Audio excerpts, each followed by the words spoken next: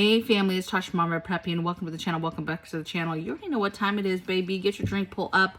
Let's talk about it. You know, this elephant in the room we've been talking about for a while, this war between Russia and Ukraine. You know, we've had a lot of opinions about what's going to happen, what will happen. We've never been closer than we are right now to a war.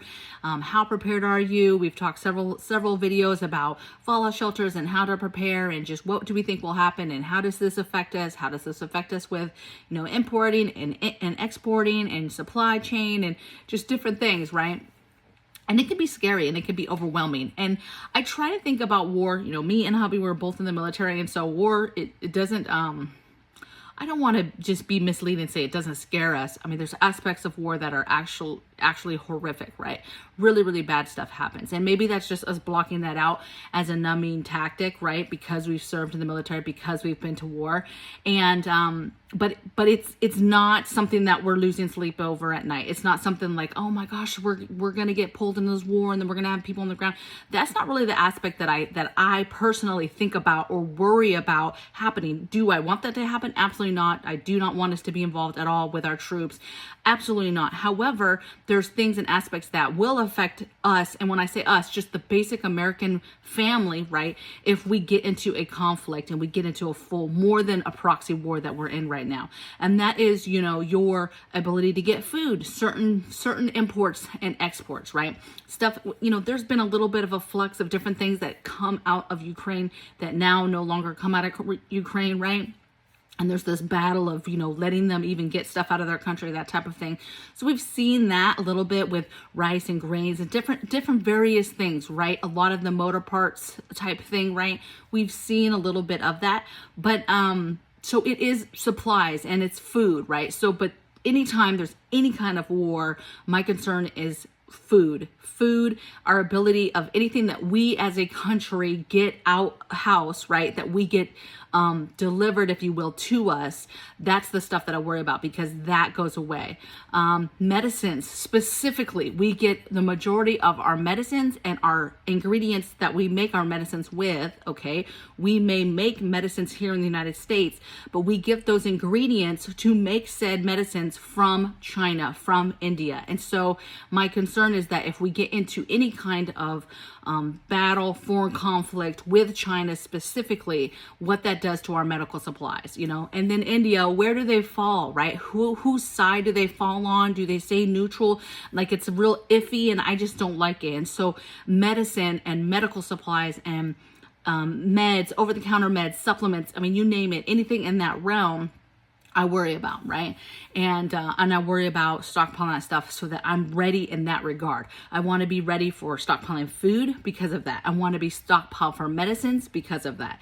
And really, the other thing has to do with importing, exporting, but it's goods, it's supplies, it's supply chain. It's just the things that the average citizen goes online, pushes a button, and voila, they have it at their doorstep within 24 hours or within, you know, a day. Now, obviously, something you're ordering and you're getting it in a day, it wasn't in China the day before, right? It might have came from China, but it was already on its way in a warehouse somewhere, you know, in a distribution center, whatever, right? But eventually that would catch up to us, and that supplies that is made its way to America would get depleted because people would buy it, then it would be gone, and we would not be getting any more stuff, right? Because of a conflict, imports, exports, problems, you know, tariffs, all different types of stuff, different taxes and different things happening that happen in war, right? When two countries are trying to hurt each other, right?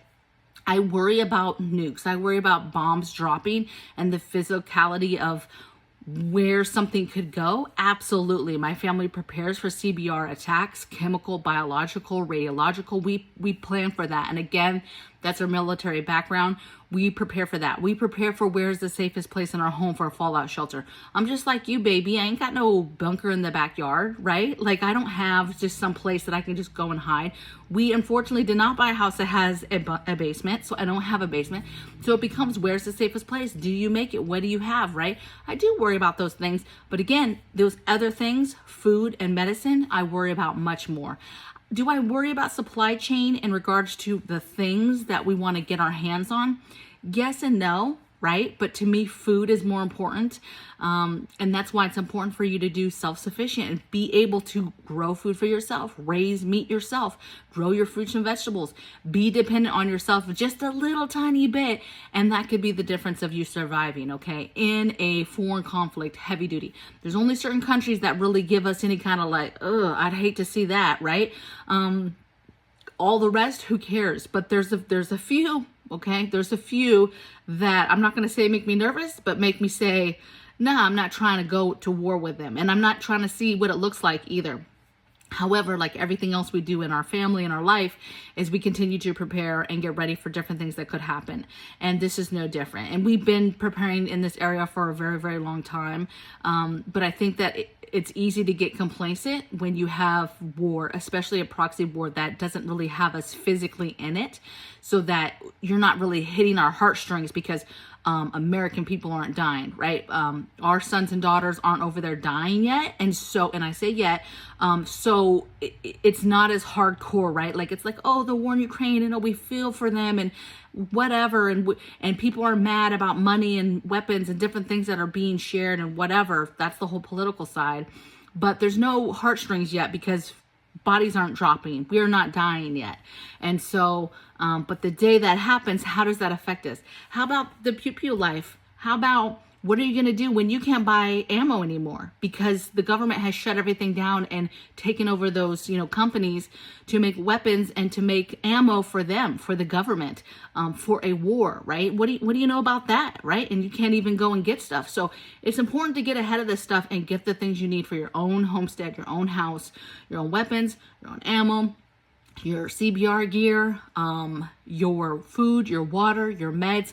Get ahead of stuff. Get the things. I talked about this in a video the other day as far as getting the things ahead of time before you need them. Really try on working on getting your backups of different things so that you're kind of ahead and you're thinking ahead of things breaking and of needing things, right? Your backups of things. And I'm not saying go and buy 10 of something. No, I'm just simply saying go get your backup and have your backup that could save you, some heartache and some grief when you can't just go on the computer and hit a button and get something delivered to your house the next day or even within a couple days, right? We'll get to the point where this is like, no, you're not getting it.